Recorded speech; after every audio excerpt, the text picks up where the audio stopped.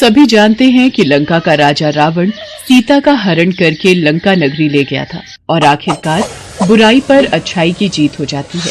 राजा राम रावण को मारकर विजय पा लेते हैं। राम रावण का घनघोर युद्ध समाप्त हो चुका था। रावण मृत्यु शैया पर पड़ा था। श्री राम जानते थे कि रावण महापंडित महाज्ञानी है और वो अंतिम पलों में लक्ष्मण को ज्ञान की महत्वपूर्ण बातें सिखा सकता है। इसलिए जब रावण अंतिम श्वास ले रहा था तब राम जी ने लक्ष्मण से कहा, लक्ष्मण, रावण अपने समय का एक श्रेष्ठ विद्वान पंडित है। इस समय वो तुम्हें ज्ञान की बातें बता सकता है जो तुम्हारे जीवन के लिए बहुत ही महत्वपूर्ण हो सकती हैं। रावण इस समय अपनी अंतिम सांसें गिन रहा है, जाकर उससे कुछ शिक्षा लो। पर भैया, रावण तो एक अत्याचारी राजा है और इस समय मृत्यु शैया पर लेटा वो अपने पापों का दंड भुगत रहा है। वो भला मुझे क्या ज्ञान देगा? प्रिय लक्ष्मण, रावण की महानता और उसके ज्ञान को अस्वीकार मत करो। रावण एक महान योद्धा है, एक महान शासक है। रावण को उचित और अनुचित का भली भांति ज्ञान है। उसकी पराजय का कारण केवल अभिमान है, अहंकार है। अन्यथा संसार की कोई भी शक्ति रावण को पराजित नहीं कर सकती थी। यदि तुम्हें अभी भी रावण के पांडित्य पर कोई संदेह है तो तुम स्वयं जाओ और रावण के मुख से ज्ञान की बातें सुनो। तुम्हें उनके सच का अनुभव हो जाएगा। जाओ लक्ष्मण। अपने भाई श्री राम जी से आज्ञा लेकर लक्ष्मण रावण से ज्ञान प्राप्त करने के लिए जाते हैं और रावण के सिर के पास खड़े हो जाते हैं। मेरे भ्राता ने मुझे आपके पास युद्ध नीति और राजनीति का महत्वपूर्ण ज्ञान लेने के लिए भेजा है। जाओ, गुरु से व्यवहार कैसे करते हैं पहले ये सीख कर आओ।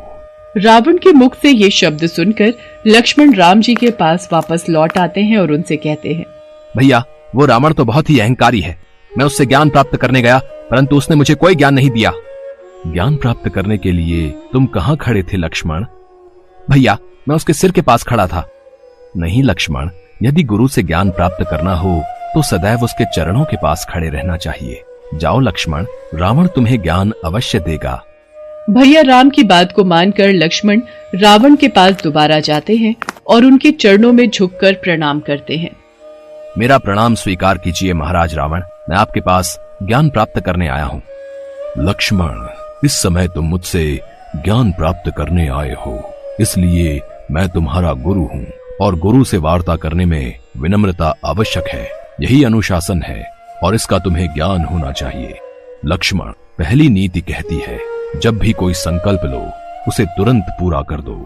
शुभ कार्य में देरी नहीं करनी चाहिए और अशुभ को जितना हो सके टाल दो। मैंने संकल्प लिया था, चंद्रमा को पूरा निचोड़कर उसका अमृत निकाल दूंगा, अपने राक्षसों को पिला दूंगा, लंका से एक सीढ़ी स्वर्ग तक लगाऊंगा।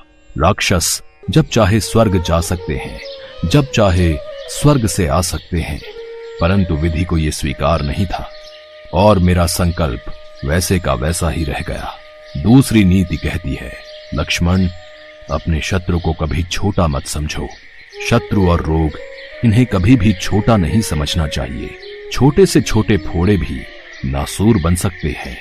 छोटे से छोटा शत्रु भी सर्वनाश कर सकता है। तीसरी युद्ध नीति कहती है कि शत्रु पर कभी भी अपना भेद प्रकट नहीं होने देना चाहिए। भेद प्रकट करने वाला भले ही अपना भ्राता क्यों ना हो, उसे क्षमा नहीं करना चाहिए। यदि आज मैं विभीषण को अपनी मृत्यु का राज न बताता तो आज मैं जीवित होता। हर युद्ध की अपनी नीति होती है, इसे काल और परिस्थितियों के अनुसार परिवर्तित करते रहना चाहिए और समय समय पर उसकी समीक्षा भी करते रहना चाहिए। लक्ष्मण, युद्ध संहारक होता है, विनाशक होता है। युद्ध में केवल खोया ही जाता है, पाया कुछ नहीं जाता। जो व्यक्ति अपने आप को संसार से बड़ा मानता है उसकी दशा मुझ जैसी होती है। लक्ष्मण, राजनीति